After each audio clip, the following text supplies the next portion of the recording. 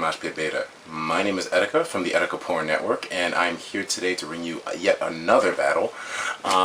Today's battle was against someone that I found in the Smogon Wi-Fi Finder, and it was a pretty interesting battle just for the simple fact that his Pokemon, in terms of the team, it was, let's just say that it had a lot of heavy hitters, and yet I still seem to put up a little bit of a good show, although I feel I could have definitely done a little bit better in some regards of the battle. And also Pokemoshpitbeta, if you don't know, the EtikaWorldNetwork is my brand new channel, and we still have a lot of stuff going on, so if you have any spare time, please feel free to subscribe. Well, you don't really have to subscribe, but I mean, if you really do like the content, then by all means, feel free. Anyways, so going into a team preview, which is one of the first things that I always miss whenever doing battles. His team consists of a Tyranitar, who is, a standard Tyranitar. I mean, I don't really expect too much from a Tyranitar, just from the fact that there's so many of them that it's hard to predict which ones is the set that you think it'll be, but yeah. Then you have Ferrothorn, and then Bronzong, Landorus, and then you have Rampardos, and then last but not least, you have Rhyperior as well. So I mean, it's definitely a heavy hitting team. I mean, a lot of his Pokemon are Pokemon I do not want to take a hit from directly. So now with my Pokemon, I basically have to play safe and wear his team down until I can have some of my more powerful threats come through and wreak damage, such as Nidoqueen, Rhydon, and Emboar. So those are going to be my main offensive cores there. So this battle will be pretty interesting. So let's get into it and see what goes down. So my opponent's name is Enemery? Yeah, Enemery, yeah, whatever. And I start off with my beautiful Serperior, who I love with a passion. And he starts off with this Tyranitar. Now, I know he might think this is an unfavorable matchup for him, so I feel safe in there. So I definitely go for a move here, and I believe I go for a Taunt, just to prevent him from being a Stealth Rocker. Or rather, I didn't want him to be a Dragon Dancing set, so I made sure to go for a Glare just in case, because you never know. The Dragon Dancing Tyranitar is going to be a problem. Anyways, seeing as how it's a Bronzong, I believe that it's more important to taunt him so he can stop setup rather than glare him, because I already glared him anyway, so I mean, whatever the case may be, I do taunt him to make sure that he has no setup moves. And now I know Bronzong and also tend to carry a lot of leftovers as well, so I believe I go for the knockoff at some point to be able to take his item off so he won't be able to recover HP.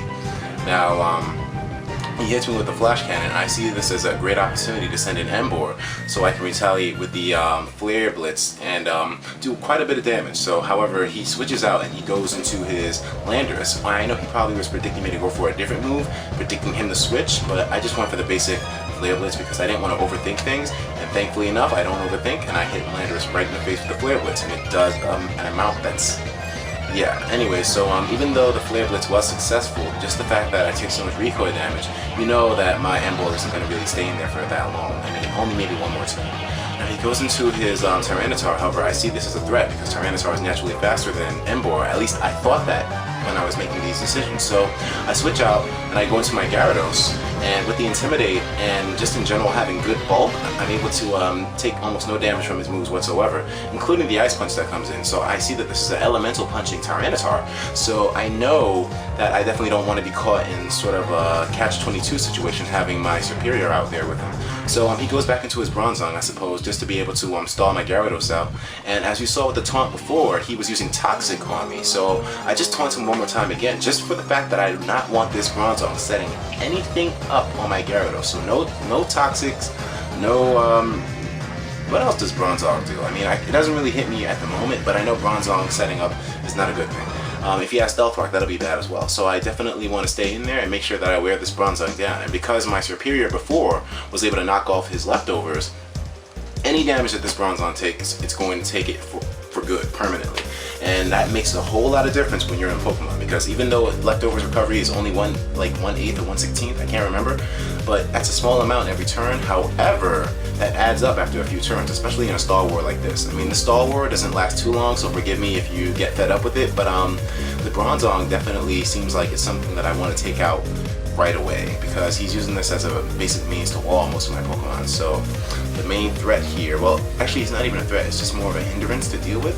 However, once my taunt ends on the Bronzong, I definitely want to keep it up again. However, he sees this as a great opportunity to switch using Rampardos. And Rampardos, I know I don't want to take a hit on from Gyarados, so I go into my defensively bulky Eviler Rhydon to be able to withstand the hit. And he goes for the I believe he went for the Stone Edge. I didn't even see that. I apologize. But and then he follows up with the Earthquake. Now most people do this on Rhydon because they do figure that Rhydon won't be able to take it since it's a rock type, and you know he's weak against Earth and everything.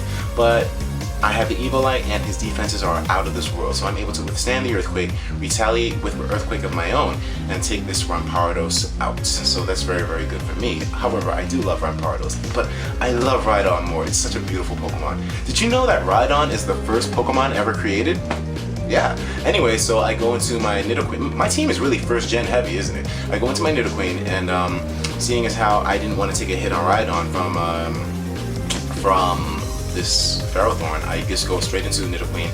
I know I'll be able to neutral take damage from the Ferrothorn thanks to my poison and ground typing, and just from the fact that I have good defense EVs and I'm able to withstand the Power Whip, and I just go in there and flamethrower the Ferrothorn, and he sends his Rhyperior, and I thought that I'd be able to take it down in one hit, but then again, here's my flawed thinking with Rhyperior and the Rhydon line, and I thought I could take it out in one hit even though it's a special hit, but his sturdy rock, or solid rock rather, is able to withstand the hit no problem at all, and he takes me down with an Earthquake. So I switch now into my Gyarados because I know with the Intimidate, he's definitely going to feel threatened and not think that he's as strong in there, and so he fodders off his Rhyperior because I guess he figured that that was the only thing he could do to get Gyarados to kill him and then have a safe switch in. So I just go for the Aqua Tail to take him down, and then I'm looking pretty good in here right now, just for the fact that I have Leftovers Recovery coming in every turn as well.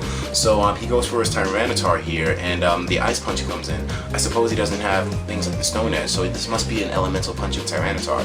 So I see this as a great opportunity to hit him with the Thunder Wave, just to make sure that if he does happen to have the Stone Edge out of nowhere, at least I'll be able to die with Gyarados, but have his Tyranitar paralyzed to the point where I can have my Emboar come in and hit him with a fighting move and take him down. So that's where my thinking was with that Tyranitar. However, I didn't want this Tyranitar to be a set that would catch me off guard, so I think the Thunder Wave definitely crippled him in that regard. And hitting him with Aqua Tails, I'm definitely going to be able to take the Tyranitar out at the end of the day. So now, this Tyranitar, the critical hit didn't matter, of course. However, I do feel like I'm definitely going to have a good edge in there with Gyarados. And so, I believe on the last Pokemon, I believe? Yeah, he's on his Bronzong. And I go for the Aqua Tails just to be able to wear Bronzong down, because since he's at such low HP, it really wouldn't matter if I taunted him anyways. And so, I'm just going to follow up consecutively with the Aqua Tails, and I'm going to take this Bronzong out. And so that will be a good game there. However, Pokemoshpitbeta, I am currently looking for battles. I'm just currently looking to expand. So I mean, if you have any suggestions at all for things I can add to my videos or take away from my videos, please do not hesitate to tell me. I am very open to opinions, I'm very open to criticism, so I mean, if you have anything that you would like to suggest, I definitely do advise doing so, because I want to make sure that my channel is at least suitable for you guys. I know I can't satisfy every single one of you, but I can damn sure try. My name is Etika from the EtikaWorldNetwork. Take a visit to my channel, and I will talk to you all later. Have a good one.